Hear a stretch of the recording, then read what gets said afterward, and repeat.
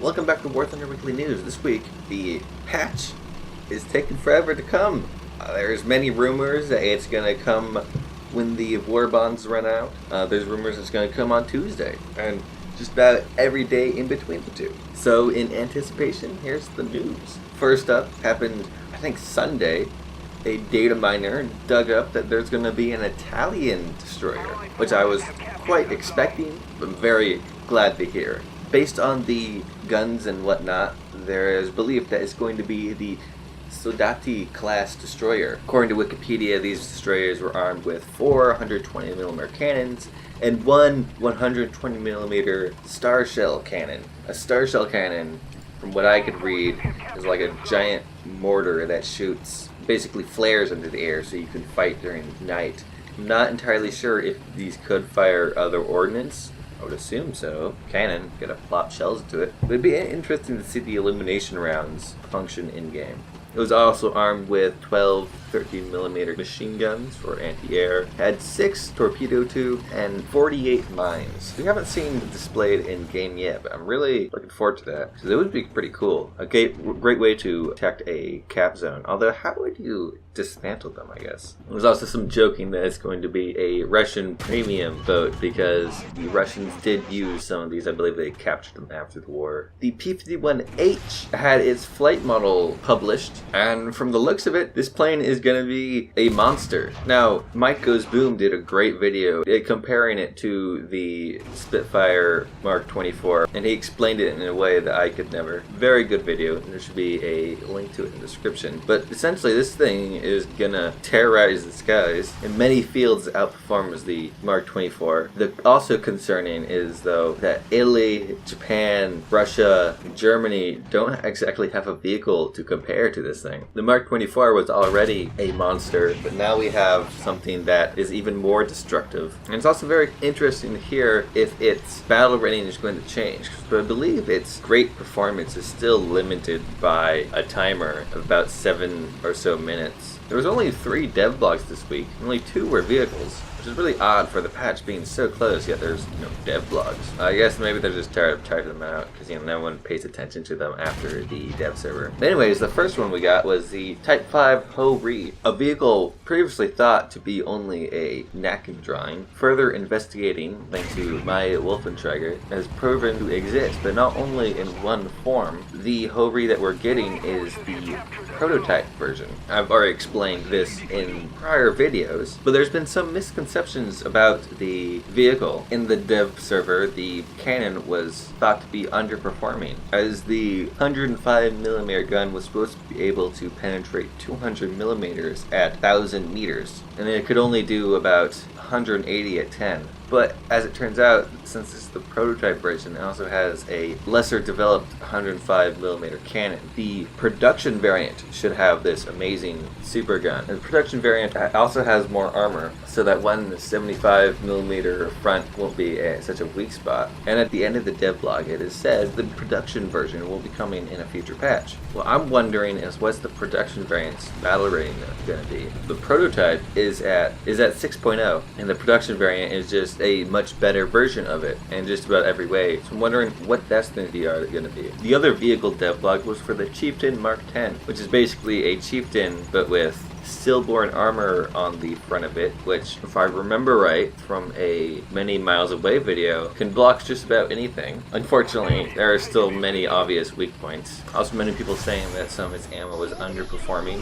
Something that I actually totally forgot to report on when the dev server was live is the gunner's view for about 50 or so aircraft that have a single turret. Now the gunner mode is heavily zoomed in, which looks cool. I'm not sure if it's more practical or not. It gets rid of the parallax issue. I had some footage of me checking out, but I unfortunately deleted it, so you're gonna have to deal with Gaijin's photos. I'm wondering if they're going to try to do anything with this with multi-gunner vehicles. I know sim pilots have continuously complained that bomber gunning is way too easy, and I have played sim. I used the bomber once, and I could still use mouse aim for the gunners, and it was a massacre. There was this 1.71, the new E.R.A digest that was released by Gaijin, and it essentially just shows every vehicle that we've gotten a dev blog for, which I find kind of odd that they didn't bother to include any of the vehicles that we didn't get, with a lot of which we'll be very into. I guess perhaps they didn't want to bother rendering the photos. But seriously, even the in-game screenshot, people have been pretty hyped about it. No new info on this digest, but it does hint towards the patch being rather soon.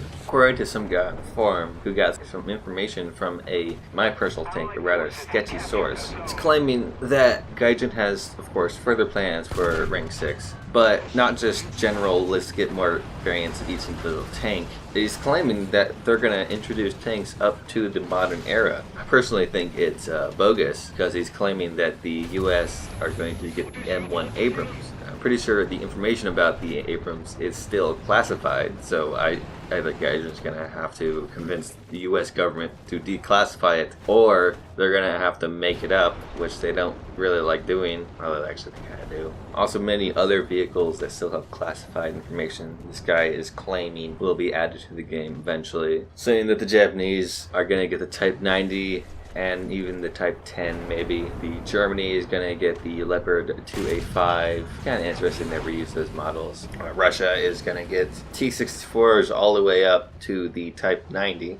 British are going to get more Chieftains and even the Challenger itself maybe. While it's obvious that they're going to add more vehicles to rank 6, I highly doubt that they're going to add vehicles that no one knows the armor values for. Also claims that helicopters are going to be rank 6 of aircraft, which I personally think is stupid, but Gaijin has thought that in the past. But that doesn't mean that they're not going to have guided missiles. This guy's claiming that guided missile aircraft are going to be crammed into rank 5, which is ridiculous. I guess you could separate them by battle rating. But let me also tell you something that's ridiculous, is grinding all the way through aircraft to get helicopters to use them in ground battles. No one's going to want to do that. People who grind aircraft want aircraft. Really, helicopters should just be another line in ground battles, because they wouldn't really see much action outside of there. I doubt they're going to let them the E.R.A. There was another VK blog leak, not much directly about 1.71, but it's much more believable than saying that we're going to get tanks that no one knows the armor values of. First thing they said is that there's going to be 2 major patches released by the end of the year. 1.71 apparently has been delayed till either September 11th or sometime the 20th or something, and 1.73 will be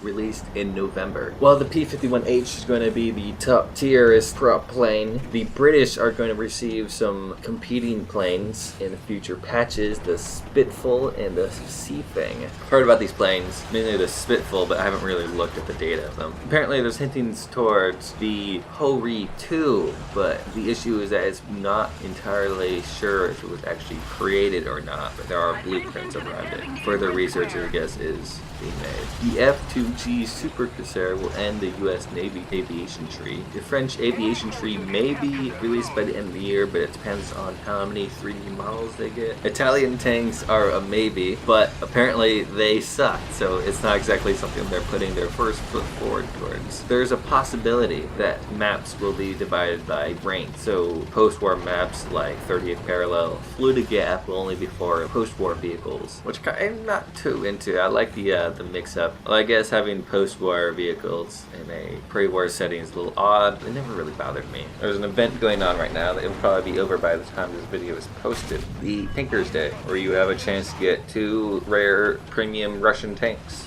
The Russian M3 and the Su-76 5th Grand Cavalry something, whatever. What I find funny about this is that it's so easy to get these tanks. Just 5 wins with 70% activity in rank 3 or higher ground battles. If I remember right, the last time these vehicles were up for grabs, it was some sort of tournament, and it was only a certain amount of people got them. It's rather frustrating. What I also think is kind of interesting is if you have both tanks, you have a chance to get a Red Star decoration, but if you have both tanks and the Red Star decoration, you can apparently leave some sort of request. requests. Now I didn't have either tanks or the Red Star decoration, so I got the Su-76. So I wonder exactly what you can request, although I doubt it's anything grand. Probably not even another Beagle. It's like another cool decal or whatever. For those who care about World War mode, there was some videos posted on kind of exactly how it works for the War Thunder wiki. I still personally don't have much interest in the mode. I'm not part of a squadron. The battles are more of just like tournaments, hoping for more global conflict, not just reenacting historical battles. Maybe as the mode grows, they might actually do something like that. They are getting more fictitious maps, so I guess you could use those as landfill for battles that didn't happen. Apparently in October we'll see the release of remote control tanks that in some way have something to do with War Thunder. It has almost nothing to do with the game. They look neat, kind of silly, expensive, not exactly something you would have pocket change for unless you're like some super rich dude. Finally, there was a Q&A with the CEO of Gaijin, Anton, whatever his last name is. I was hoping for hints or whatever of future upcoming things, but there wasn't really any. If you're interested in the history of Gaijin Entertainment, you read through it. That's basically what it is. Nothing about escargot or anything like that. But anyways, thanks for watching. If you enjoyed this video, hit the like button. If you did not enjoy the video, don't hit the like button. If you want to see more, I make these every weekend. Typically they come out on Sunday. So hit the subscribe button. And if you want to be notified anytime I make a video, sometimes I make random videos in the week, hit that bell icon and you should get a notification. If you have comments or concerns, or if I missed any stories, you can hit me up in the comments and I will respond to you. Anyways, thanks for watching. Have a great day.